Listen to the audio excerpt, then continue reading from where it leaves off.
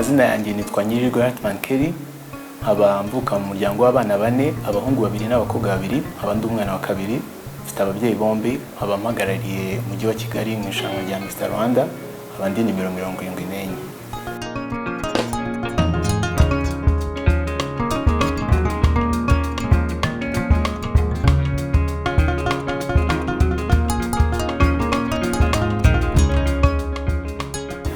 Mr Rwanda nayijemo kubera ko numvaga ko mfite icyizere kandi nkaba ndi intore ifite umuhati n'umurava wo kurwanya igihugu cyayo. Si ibyo gusa kandi nkabera urugero rwiza ndetse no urugero rwiza ku rubyiruko rw'abasore bagenzi banjye kuba bakiteza imbere ndetse bakabera umusaruro igihugu ndetse bakagira n'uruhare mu iterambere ry'igihugu. Murakoze.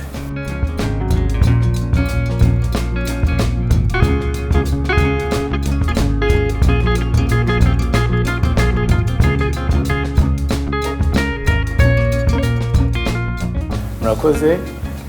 Ikintu cyihariye nzanye muri Mr Rwanda, mfite umushinga wanjye nawise Imboga Life, ukaba ari umushinga w'ubuhinzi bw'imboga ukoresha uburyo bugezweho mu ndimi z'amahanga witwa floating hydroponic cultivation.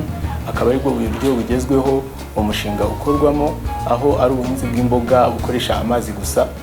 Yego, nkaba rero ngiriwe icyizere nkaba muri Mr Rwanda, naba mbonye umwanya mwiza wo gukoramo umushinga wanjye ndetse nkatuma urubyiruko bagenzi banjye babasha kubona akazi mu mushinga wanjye ndetse bakabasha no kuba bakiteza imbere bakagira n'uruhare mu iterambere ry'igihugu muri rusange. Murakoze.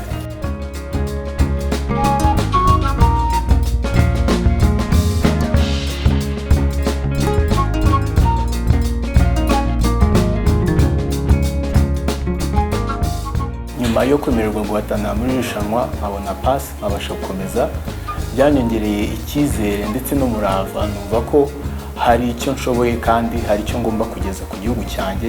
Bityo rero ndi umusaruro w'igihugu, ndi umwana w'igihugu, ndi umunyarwanda, ntibishema nabyo. Niyo mpamvu rero ngomba kubikorera kugira ngo ino platform ndi guhabwa, aya mahirwe ndi guhabwa, nyakoreshe neza kugira ngo ndamutse mbonye icyizere nakora ibyo nsabwa mu gihe cya nyacyo.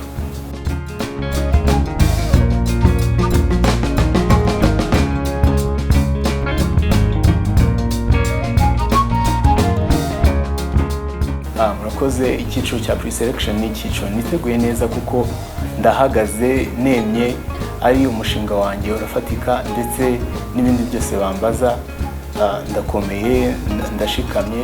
Rero icyo nabwira abankurikira cyangwa abafana banjye cyangwa abanshyigikiye, andi nimero 74 muri Mr Rwanda. So ndabashishikariza kuntora kuko kuntora ni ugutora intore, kuntora ni ugutora utazagutenguha, kuntora ni ugutora u Rwanda. Murakoze.